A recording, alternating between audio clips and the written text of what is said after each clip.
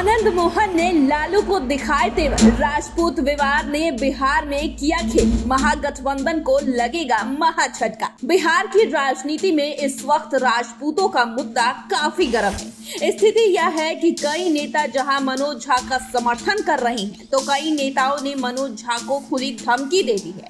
खासकर आनंद मोहन और उनका परिवार काफी ज्यादा आक्रामक दिख रहा है, चाहे खुद आनंद मोहन हो या फिर उनके बेटे चेतन आनंद या फिर उनकी बेटी सुरभि आनंद। सबने मनोज झा पर तीखी टिप्पणी की है। यहाँ गौर करने वाली बात यह है कि चेतन आनंद शिवहर से आरजेडी के विधायक है, जबकि लवली आनंद भी आरजेडी में है। ऐसे में ये चर्चा अब शुरू हो गई है कि क्या आनंद मोहन पलटी मारने वाले हैं। दरअसल आनंद मोहन जेल से बाहर निकलने के बाद आए दिन बीजेपी पर निशाना साधते रहते थे, जिसके बाद ऐसा कहा जा रहा था कि आनंद मोहन चुनाव में महागठबंधन से जुड़े रहेंगे, लेकिन अब तो वे लालू यादव से भी टकराते दिख रहे हैं। देखे तो आनंद मोहन के आरोपों पर लालू यादव ने उन्हें ही खरी खोटी सुना दी। लालू ने कहा कि आनंद मोहन को जितनी बुद्धि होगी उतना ही तो बोलेंगे। वहीं चेतन आनंद के बारे में लालू यादव ने कहा कि उनको भी अकल नहीं है। कहा तो ये भी जा रहा है कि चेतन आनंद पर राजद कार्रवाई भी कर सकती है। यानी कि लालू यादव ने यह साफ कर दिया है कि इस विवाद में वह और उनकी पार्टी मनोज झा के साथ है। दूसरी तरफ आनंद मोहन भी पीछे हटने के लिए तैयार नहीं है। उन्होंने भी मनोज झा को घेरते हुए लालू यादव को सख्त संदेश दे दिया।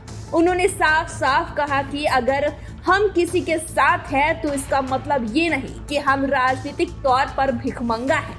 आनंद मोहन ने कहा कि हम अन्याय के खिलाफ लड़ने वालों में हैं और मरते दम तक इसके लिए लड़ते रहेंगे। उन्होंने कहा कि हम इसकी परवाह नहीं करते हैं कि कौन सी पार्टी किसके साथ खड़ा है। यानी कि आनंद मोहन अब राजद के खिलाफ तनकर खड़े हो गए हैं। तो क्या अब राजद से उनका मोह खत्म हो गया है? देखे तो आनंद मोहन कहीं न कहीं आज भी खुद को राज्य के राजपूतों का सबसे बड़ा नेता मानते हैं, जबकि इन समय राजपूत समेत सवर्ण जातियों का वोट ज्यादातर बीजेपी को मिलने लगा है।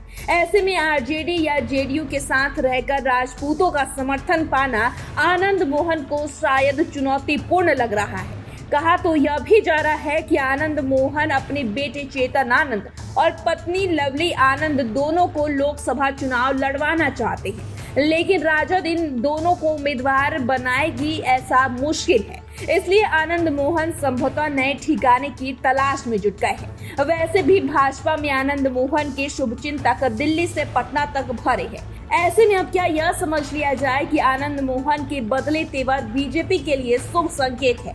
बता दें कि बिहार में राजपूतों की आबादी 6 से 8% है।